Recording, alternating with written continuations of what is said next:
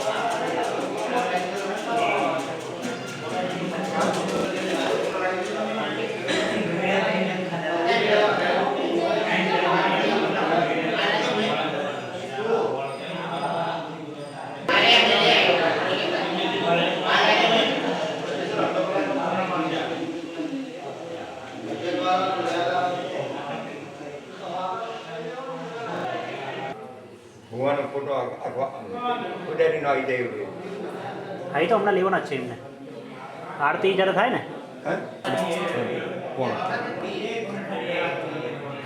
200 લઈ લઈશું આરતી લઈ બોલાવી લઈએ હાલો ના ના વાંધો નહીં હજી ઘડીક વાર ઉભા 6:30 થાય આરતી ના હવે એટલા રહ્યા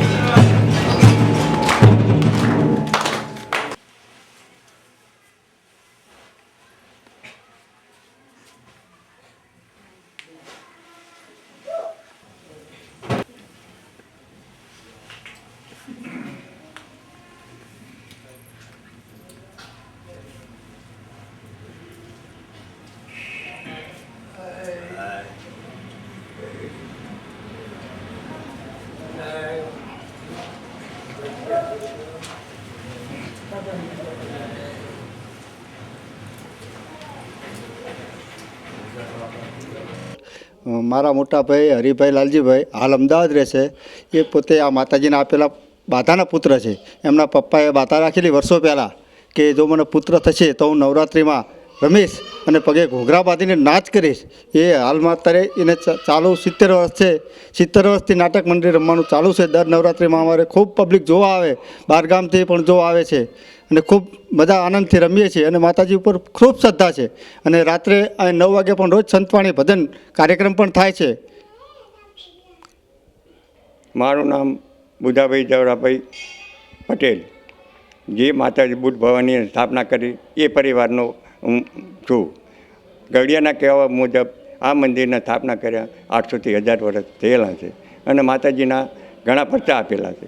પરચામાં એવું છે કે ગમે એવી અમારે તકલીફ હોય આવીને 5 જણા અપીલ કરીએ એટલે માં એમના કહેવું કરે. એક વખત એવું બનેલું બહુ વર્ષો પહેલાં કે ગામમાં થોડા દિવસે ધાડ પડી અને ગામની અરજ કરી કે માં તું બેસીને ના ઉઠાય. પછી વારે ચડી પછી એ લોકોએ એવું કીધું કે એક ભાઈ છે એક તરવાળા નથી પાવી દેતા, નક તમે આખું ગામ હોય તો હું શું કરું.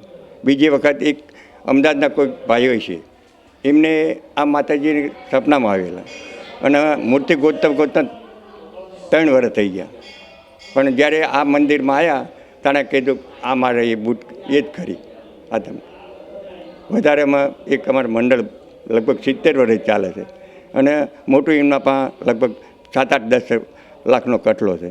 એ આ ભાઈ રહ્યા એમના બાધાથી 70 વર્ષે એમ નહોતો છોકરો આપ્યો. એ તારનું આ એક ધારું આ મંદિર ચાલે છે અને અમે જે છે એ પરિવારના અમે સ્થાપના કરેલી છે ઘડિયાળ કહેવા મુજબ. કેટલા વર્ષ થયા છે કાકા મંદિરને? મંદિરના લગભગ 700થી 800 વર્ષ કહેવાય છે, વધારે ત્યાં ના નહીં. શું નામ છે કાકા? બુધાભાઈ જવરાભાઈ પટેલ. મારા વલ્લભરામ, આ માણકોલ બુટ ભવાનીની પૂજા 10 વર્ષથી કરું છું અને બહારથી મુંબઈથી ભાવિક ભક્તો દર પૂનમે આવે છે અને અમારે અહીં દર પૂનમે જમણવાર થાય છે. તેમાં ઘણા ભક્તો જમણવાર ખાઈને જાય છે. બહારથી ખૂબ યાત્રાળુઓ આવે છે અને માતાજીની આરતીનો લાભ ઘણા લોકો લઈ ચૂક્યા છે. આજ સુધી કોઈ એવું નથી કે માતાજીની બાધા રાખી હોય અને તેમની ના ફળી હોય. માતાજીના ઘણા પરચા છે. માતાજી ઘણા કામ કરે છે. અમારે દીકરીને બાબોને તો માતાજીની બાધા રાખી અને અત્યારે બાબાનો જન્મ થયો છે. બાબો લગભગ 2-3 વર્ષનો છે. બુટ ભવાની માં કી જાય. આ બુટ ભવાની માનું મંદિર 800થી 1000 વર્ષ જૂનું. આ બુટ ભવાની માનું મંદિર 800થી 1000 વર્ષ જૂનું છે અને અહીંયા માતાજી પરચા આપે છે અને બધાની મનોકામના પૂરી કરે છે. કેટલા વર્ષ જૂનું હશે મંદિર? 800થી 1000 વર્ષ. મારું નામ ધનજીભાઈ સોમાભાઈ સોલંકી, ગામ માણકોલ. આ બુટ ભવાની માતાજીનું મંદિર 800થી 1000 વર્ષ જૂનું છે. અહીં દર પૂનમે ભાવિક ભક્તો ખૂબ જ આવે છે અને દર પૂનમે ભાવિક ભક્તો માટે ભોજનની વ્યવસ્થા પણ રાખવામાં આવેલી છે. બોલો બુટ ભવાની માતા કી જય. એનો ઇતિહાસ શું છે મંદિરનો? ઇતિહાસમાં તો અનેક પરચા પૂરેલા છે. એવું કહે છે કોઈને પુત્ર ના હોય તો પુત્રની બાધા રાખે તો માતાજી એમની કામના પૂરી કરે છે, એવું સૌ લોકો કહે છે. નામ પ્રકાશભાઈ. આ મંદિર આજથી આશરે 800થી 1000 વર્ષ જૂનું છે અને અહીંયા છેલ્લા 70 વર્ષથી જે નવરાત્રિની અંદર આ માતાજીની ભવાઈ રમાય છે. ખૂબ સારું મંડળ છે અને ધાર્મિક કામ કરે છે અને જે ફંડ આવે એ ગામના કામમાં ફાળો વાપરે છે. અને અહીંયા એક નિયમ છે કે જ્યારથી આ મંદિર બન્યું ત્યારથી દરરોજ સાંજે અહીંયા ભજન આરતી ખૂબ થાય છે. દર પૂનમે અહીંયા જે શ્રદ્ધાળુઓ આવે એમની માટે જમવાની વ્યવસ્થા હોય છે. બધા પોતપોતાની બાધાઓ લઈ અને અહીંયા આવે છે. બોમ્બેથી આવે, કંઈક દૂરથી આવે, બહુ દૂરથી આવે શ્રદ્ધાળુઓ. બધાની મનોકામના અહીંયા પૂર્ણ થાય છે. માણકોલ છે. આ મંદિર 800થી 1000 સાલ જૂનું છે. આ દર પૂનમાં બહુ મહાત્મા છે અને દર પૂનમમાં બહુ આરતી બધું થાય છે ને બહુ માણા આવે છે ને જમણવાર રાખે છે અને સાંજ સવાર ભજન આરતી બધું ચાલુ છે અને બહુ ભાવ અને કોઈ વાંજ્યાના પુત્ર આલે છે ને બધાની મનોકામના પૂર્ણ કરે છે. વાંજ્યાને પુત્ર આલ, કોઈ દુખિયાના દુઃખ ભાગ. જય બુટ ભવાનીમાં, જય બુટ ભવાનીમાં.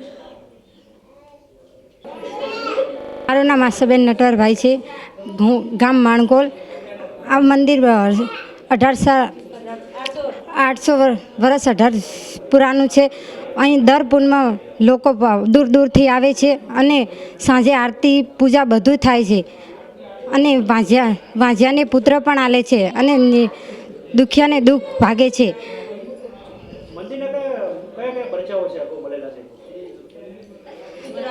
વાંઝિયાને પુત્ર આલે છે, દુખિયાને દૂર ભાગે છે. આ બધી જ મનોકામના પૂર્ણ કરે છે. જય બુટ ભવાનીમાં.